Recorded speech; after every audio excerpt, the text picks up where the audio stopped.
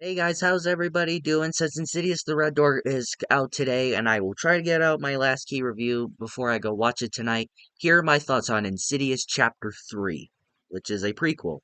Why they call it Chapter 3? Who knows?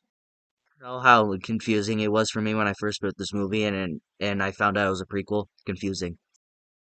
My positives on Insidious Chapter 3 is the direction of Lee Winnell. Yes, the screenwriter of the first two Insidious movies decided to take on directing duties for Insidious Chapter 3. Now, for someone who had not seen this franchise when it first came out, this was actually Lee Winnell's directorial debut, and he's made two other great movies after this, Upgrade and The Invisible Man. I actually watched those two movies. Those are two movies I really recommend. If you have not watched them, what's wrong with you? The Invisible Man remake is one of the best remakes out there.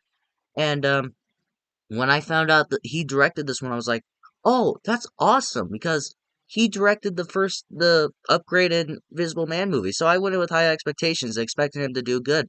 And damn, did he do good! He takes this movie a whole different way than James Wan. I could argue that he's a better director than James Wan, which I might get punched in the face for saying that. But Lee Winnell, as a director now, he is great. I don't think he's a great screenwriter some days, but he does write pretty good scripts. And when you also kind of figure out when this movie is first coming out, and he also acted some movies, and and when his performance was god awful in Saw and all that. And when you find out he's directing this movie, I actually saw people go, "Oh, that's a bad idea." Well, it's pretty funny for you to say that now. He's directed two other great movies. Hopefully, he'll direct even more great movies.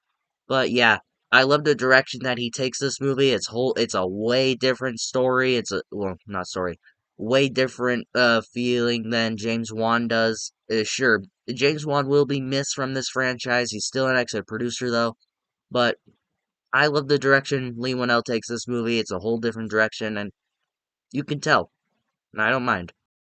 Might be a controversial thing, but I like how this movie does its like whole new thing with different characters since Insidious Chapter 2 to kind of end with that whole happy ending and all that where the family forgets everything that's happened to them in the first two movies and so they can't remember so they really can't get haunted anymore with that happy ending when you think that like where else is this franchise going to go? You have the family who forgot everything that happened. How are you going to make sequels to it? But they do a pretty good idea where they just make whole new characters, which, yes, this movie is a prequel, and I will get into that. And, I like the new family that we get, where it's just taken away from the family and it focuses on these characters. And I like how they don't even bring them up. Like, they don't, like, when you think about it, this movie, if it were a sequel, I would have hated it if it were, because like that would make no sense. So it has a genius idea where it just goes to a prequel. I usually hate prequels, but the fact that this was actually one of the better prequels, because sure it gives away some things that I didn't like, which I'll get into, but it does a genius idea where it doesn't give away too much, but it kind of feels like a sequel in some areas. Like when you watch this movie, it could be a sequel, all you know, until a few spots here and there where it's like a sequel. And yeah, I really like that it takes away from the focus of the family. Sure, the family's lovable, they're likable, you'll miss them. But the fact that since they got that happy ending, what else are you gonna do? Well, I'll find out with Insidious Red Door tonight. So I don't know. I really like that they took away from the family and focused on these new characters and a whole new story. They did a good job in my mind. Lee Winnell, you're doing great, man. Make more movies, please. I'm done with these old directors. Christopher Nolan. I'm watching Oppenheimer. Oppenheimer. This is something I usually couldn't say about the other two movies, but the scares in this movie were really good. Like there are some moments that got like chills on my spine or sitting there like, oh, fuck. These scares in this movie are great. You could tell that Lee Winnell could. Well, they do keep some of the loud bangs in here, which I might get into. I don't think I will.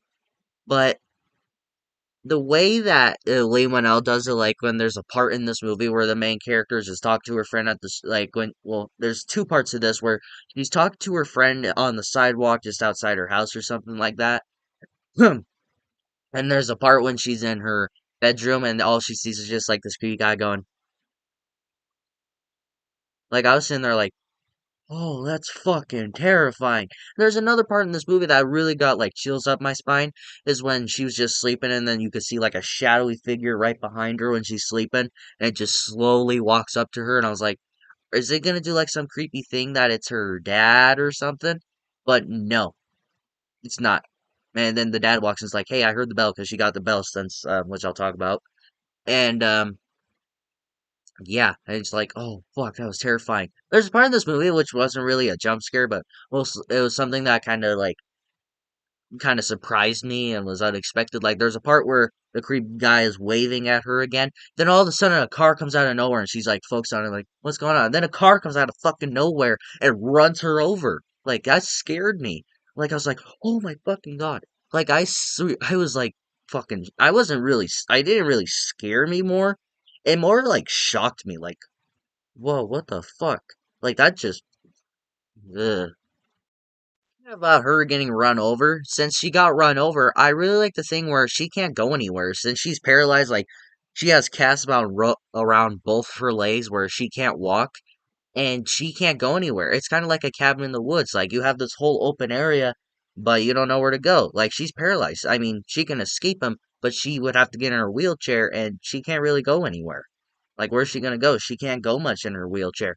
And the guy, if the killer can just go up to her, grab the like handles on the wheelchair and just pull her back. Like she can't go anywhere since she's paralyzed. Like she's in an isolated area. I like that. It makes you like, bitch, just get in your wheelchair and go. But at the same time, she can't move fast. It's not like she has like an electrical one, or does she? No, no, she doesn't. I like that. It's unnerving. Like since she's paralyzed, she can't do anything, and that's terrifying. Like fuck.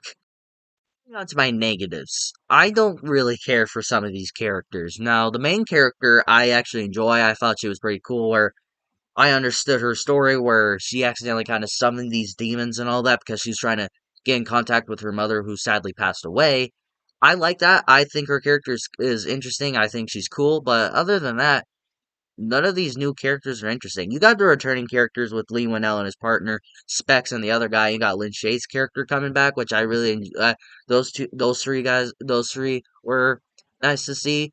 But other than that, none of these characters really grabbed my attention. Like the dad apparently kind of like walked out on her dying mother and all that. Like what the fuck, by the way?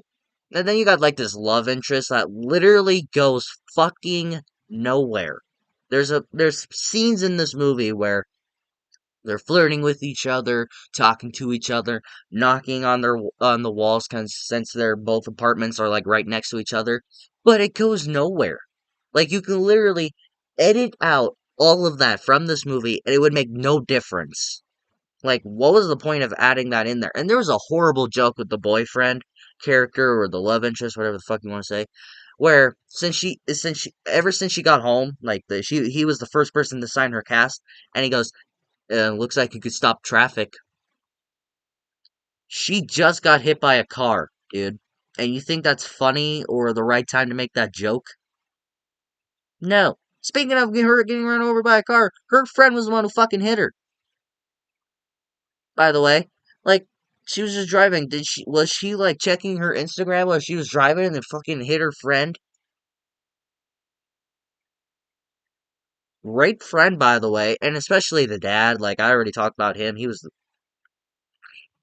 I did like his actor. I recognized him from Scream 6, but he didn't have much to do, though.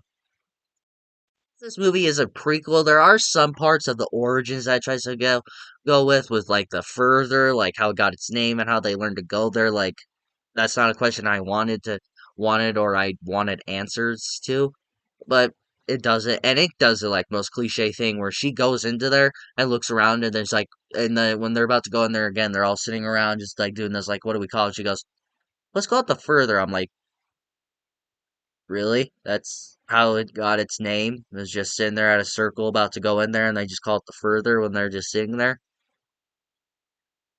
That's not interesting. But they also got like the demon things backstory, which didn't bother me much, but I won't get into specifics here. But Yeah, none of the origin stuff in this movie worked too much, but it didn't go too far in some aspects, which I really enjoyed. But some of the origin parts aren't the best of this movie, but sometimes they're interesting. But eh. Final negative, which is more like a nitpick, is this is just another Insidious movie. This is the same exact thing what we've seen.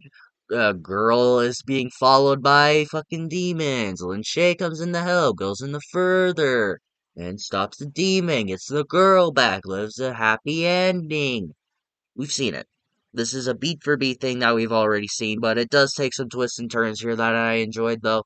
But yeah, again, it's just more of a nitpick. We've seen it all before. Just watch the other two if you don't want to watch another Insidious movie. Well, guys, I actually really enjoyed this movie. I don't know if maybe it was the direction of Wee Winnell, or maybe it's just more of the things that I disliked from the other two movies, but I've just done better here. I really enjoyed this movie. This movie, I think, is my favorite of the franchise so far. That could change, but for right now, I'm gonna say that you go out and buy it. You guys think of Insidious Chapter 3? Do you enjoy this movie? Is this your favorite of the franchise, or do you feel that this is one of the weaker ones of the franchise? Let me know in the comments below, and we will talk about it. And if you like this video, like it, and if you love to subscribe, hit the bell notification so you will get notified for my latest videos. But until my next video, take care.